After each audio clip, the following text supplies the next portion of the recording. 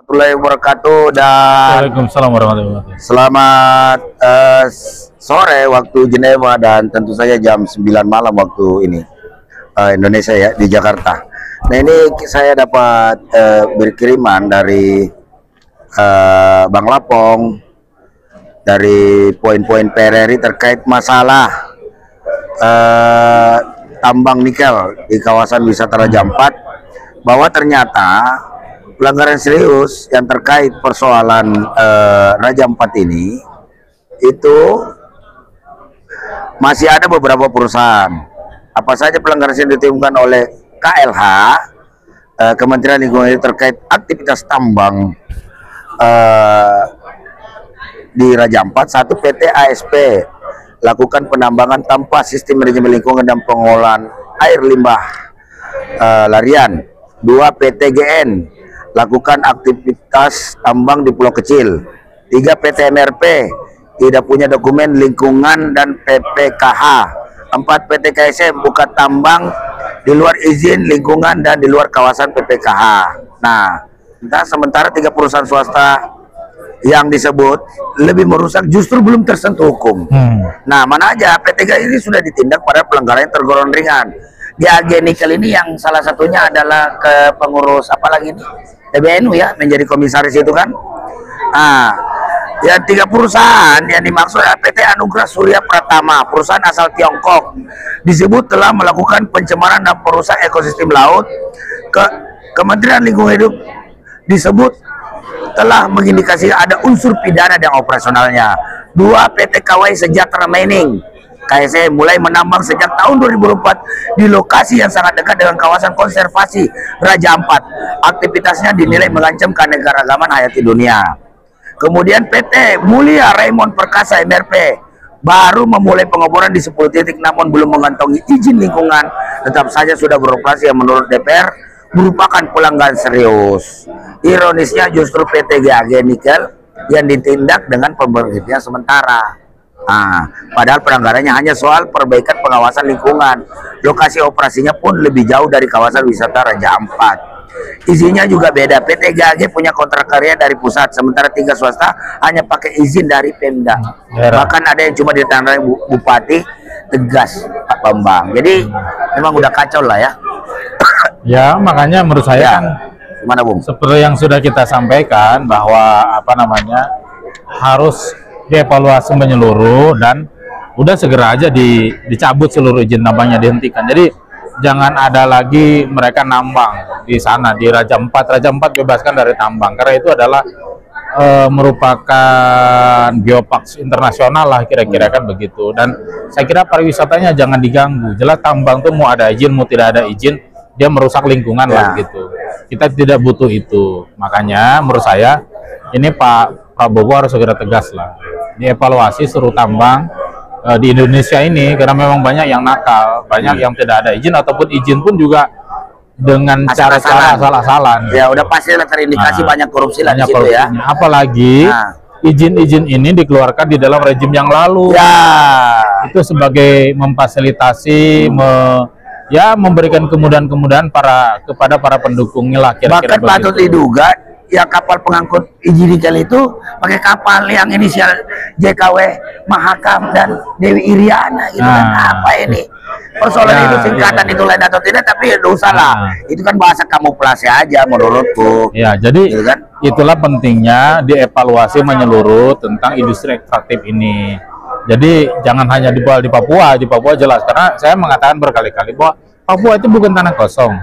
Republik ini harus segera melakukan perubahan mindset terhadap Papua. Jadi jangan hanya untuk mengeruk sumber daya alamnya, mengambil sumber daya alam, mengeksploitasi sumber daya alamnya, tapi tidak memperhatikan rakyatnya secara serius. Itu akan jadi masalah besar. Nah, seperti sekarang, masalah Raja Ampat itu bukan hanya masalah kita, bukan hanya masalah Papua, ini sudah jadi masalah internasional. Di belakang kami ini banyak orang ini, banyak delegasi-delegasi ini yang nonton kita ini, Bung Rudi. Begitu. Jadi ini penting untuk segera diperhatikan oleh Pak Prabowo, terutama yang di Raja Ampat. Seluruhnya harus dicabut izinnya, dikembalikan ekosistemnya, jadi tidak ada lagi tambang-tambang. Ya, jadi nggak usah banyak alasan. ya ini itu akan memperhatikan lingkungan dan sebagainya. Nggak ada lah, udah pokoknya rakyat itu yang dibutuhkan itu adalah tambang itu dihentikan, ya kembalikan kepada ekosistem pariwisatanya, jadi dipulihkan kembali yang sudah beroperasi dan ditindak para pemberi izin serta perusahaannya yang jelas-jelas itu adalah melanggar, merusak. Saya kira itu yang paling penting dan masalah harga itu. Jadi intinya kita di sini, saya kebetulan lagi ada di International Labour Conference-nya ILO di gedung UN, ya kan, sama dengan rakyat Indonesia yang lain, dengan rakyat Papua di Raja Ampat, bahwa save Raja Ampat, hentikan tambang dan segera cabut izinnya. Proses hukum yang memberikan izin dan juga para perusahaan yang telah melakukan merusak lingkungan, termasuk para antek-antek yang selama ini menutupi tentang situasi itu. Nah itulah Pak Prabowo, saya kira rakyat berharap kepada Bapak sebagai Presiden untuk mengambil tindakan tegas soal masalah itu. Jadi jauh salah main-main, ya menurut saya di situ. Ini kita bersuara dari ribuan orang yang hadir di dalam International Labour Conference. Mereka juga mengetahui, mempertanyakan terhadap kita. Karena itu bukan hanya milik Indonesia, tapi udah milik dunia. Milik dunia, masalahnya di situ, Bu Rudi. Ini di belakang kita ini banyak yang nonton. Tapi udahlah, nanti mungkin ada speak dari Spanyol, pakai bahasa Prancis dan sebagainya, Arab juga. Ya udah, nanti akan kita rekam khusus. Tapi perlu kalian pemirsa Logika Rakyat ketahui bahwa kami ini sedang berada di ruang preskon resmi daripada International Labour Organization. Dan sekaligus juga dalam kesempatan ini saya mengapresiasi lah upaya-upaya tegas dari Pak Prabowo untuk mencabut izin usaha tambang dari 4 perusahaan. Namun yang disayangkan, kenapa tidak semuanya? Jelas mau ada 1-2 di situ yang menambah, tetap merusak alam. Lagian recovery alam tersebut tidak seindah dulu lagi. Habis gunung-gunungnya nih, emangnya sudah nggak ada lagi apa tambang-tambang ini kan? Sampai Raja Ampat juga diguling-guling, gosur-gosur kayak begitu. Dan lagi rejim lalu itu, khususnya Jokowi, itu pencitraan cinta rakyat Papua, tahu-taunya mau garong aja harta rakyat Papua. Ini yang tidak kita ini buktinya, Raja Ampat dirusak, seluruh dunia marah. Seluruh dunia marah, Bung Rudi, ini persoalan kayak gini. Betul, kan? Karena itu menjadi perhatian dunia.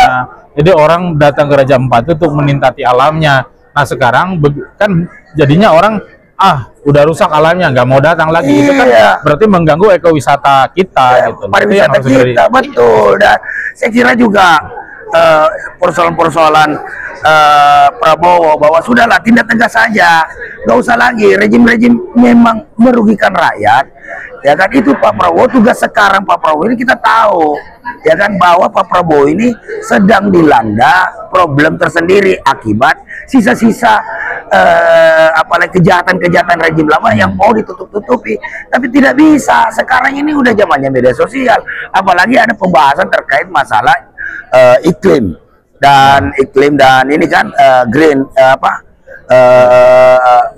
transisi krisis iklim dan transisi yang adil. Ini pasti akan dibahas juga, dan betapa malunya kita, ya kan. Luas lahannya tidak seberapa, hanya 13.000 selain izinnya kecil-kecil gitu loh, disikat juga. Lagian itu mereka bahwa Papua khususnya Raja Ampat itu tidak akan pernah menghasilkan rupiah, tetapi dia akan menghasilkan oksigen untuk dunia. Itu yang harapan orang semua yang ada di sini. Kita jadi pusing jawabnya gara-gara ini mencuat, Bung Rudi. Ya, kan? Masalah kita nih, masalah di Republik kita itu kan malu juga kita. Bagaimana mengeksploitasi sumber daya alam kita itu secara brutal. Itu yang akhirnya menyisakan bencana alam, kerusakan lingkungan. Sementara rakyat di sekitar tambang, rakyat di sekitar perkebunan itu juga tidak mengalami nikmat yang meningkatkan kesejahteraan mereka, yang ada mereka tambah terusir dari tanahnya mereka. Ini problem yang dihadapi oleh rakyat kita, baik di Papua, di Sumatera, Kalimantan, dan sebagainya. Kalimantan kan dengan perluasan industri sawitnya. Nah di Sulawesi misalkan sekarang dengan Papua itu adalah bagaimana ekstraksi industri tambang. Nah ini yang dampaknya adalah sangat luar biasa terhadap lingkungan. Jadi ingat, saya juga berkampanye bersama teman-teman di Papua bahwa Papua itu bukan tanah kosong, ada penghuninya.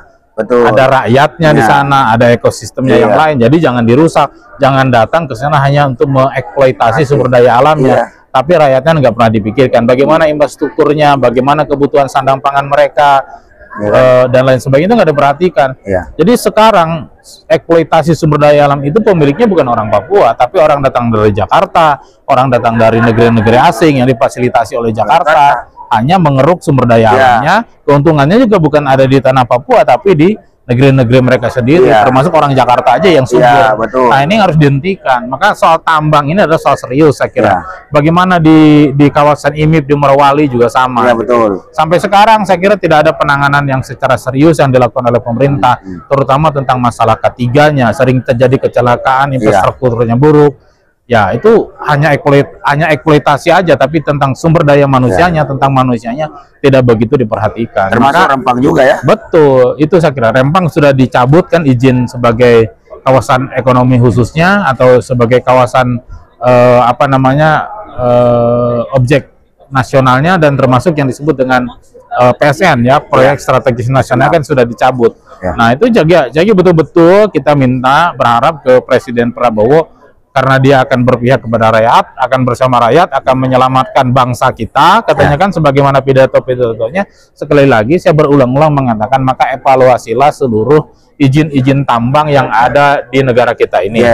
Segera evaluasi menyeluruh, dan hentikan, menurut saya jangan sampai tambang-tambang itu adalah mengusir rakyat, memiskinkan rakyat, merusak lingkungan. Harus dipastikan kalau mau investasi di tambang itu harus betul-betul adalah orientasinya adalah bagaimana nasional. Ya, kepentingan nasional yang harus diutamakan, kepentingan rakyat itu bukan berinvestasi tambang tapi rakyat yang diusir, masyarakat ada yang diusir, yang dikejar-kejar. Mereka tidak menikmati dari keuntungan-untungan itu. Saya itu pernah berdiskusi sama teman-teman di Cina, ada di dalam satu provinsi. Mereka cuma sedikit tambang tapi keuntungannya itu rakyatnya, sehingga rakyat itu menjadi kaya raya. Karena dia betul-betul menikmati dari sumber daya alamnya di sini. Kalau kita kan enggak, ada sumber daya alam, dieksploitasi, tapi rakyatnya terusir, gak menikmati dari situ, karena dibawa ke Jakarta, dibawa ke negara yang berinvestasi. Ini yang nggak benar menurut saya. Itu tidak sesuai dengan Pancasila dan Undang-Undang Dasar 45. Jadi Pak Presiden harus segera betul-betul mengambil tindakan soal ini. Karena kerusakan itu betul-betul sangat parah adalah di dalam rejim yang lalu. 10 tahun di bawah rejim yang lalu itu betul-betul mengeksploitasi, merusak semua tatanan negara bangsa kita, termasuk konstitusi, kita diacak-acak. Saya kira di situ. Nah, ini juga perlu diketahui Bung Rudi bahwa akibat daripada tindakan-tindakan seperti ini, Papua ini merasa dianaktirikan.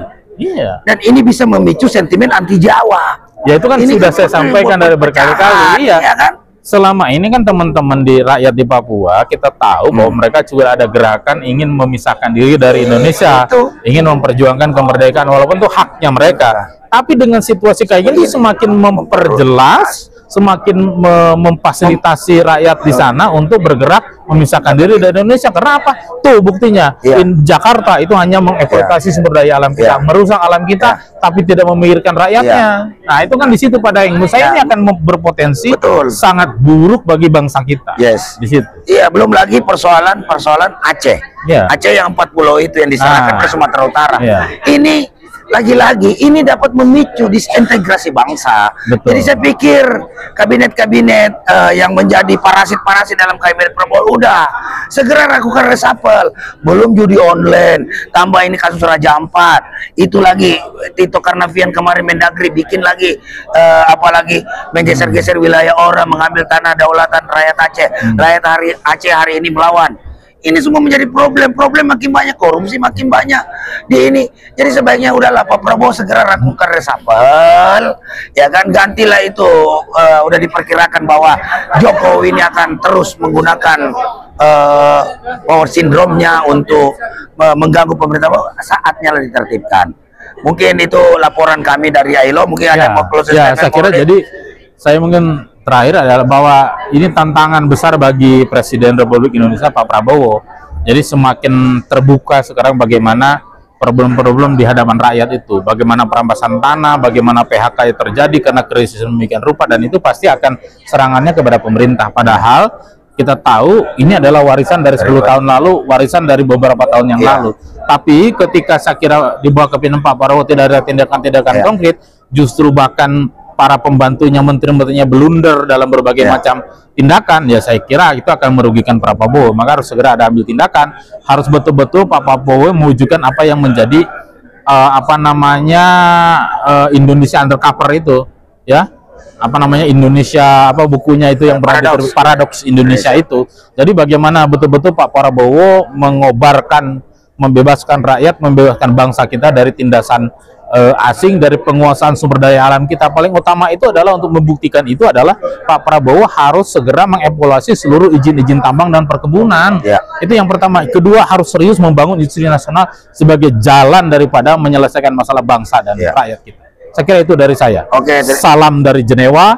Sekali lagi saya mau mengatakan save Raja Ampat, selamatkan Raja Ampat dari kerakusan para korporasi biadab, hentikan tambang, cabut izin-izin tambang di Raja Ampat, dan evaluasi seluruh izin tambang dan perkebunan di berbagai wilayah di Republik Indonesia. Oke, terima kasih Bung Rudi. Jadi itu tadi penyampaian kita, dan sekali lagi kita nitip pesan kepada Pak Prabowo, sudahlah, rekonsiliasi dengan alasan persatuan daripada mengganggu program kerja Bapak. Maka dalam kesempatan ini kita delegasi buruh Indonesia mendukung upaya-upaya Bapak untuk mencabut seluruh izin tambang yang ada di Raja Ampat. Berikut juga selesaikan kasus-kasus Rempang, PIK 2 dan sebagainya. Ini semua akibat ulah daripada 10 tahun Jokowi berkuasa yang tidak bertanggung jawab, itu merusak tatanan investasi juga konstitusi kita. Maka dari itu sekali lagi Pak Prabowo, udah pembersihan kabinet harus segera dilakukan, dan kita kaum buruh siap mendukung Bapak Prabowo dalam rangka menegakkan amanah konstitusi, yaitu mewujudkan keadilan sosial bagi seluruh rakyat Indonesia. Save Rempang, save Rempang, save Raja Ampat. Sekali lagi, save Rempang, save Raja Ampat, save Raja Ampat, save Raja Ampat, save Raja Ampat. Assalamualaikum warahmatullahi wabarakatuh.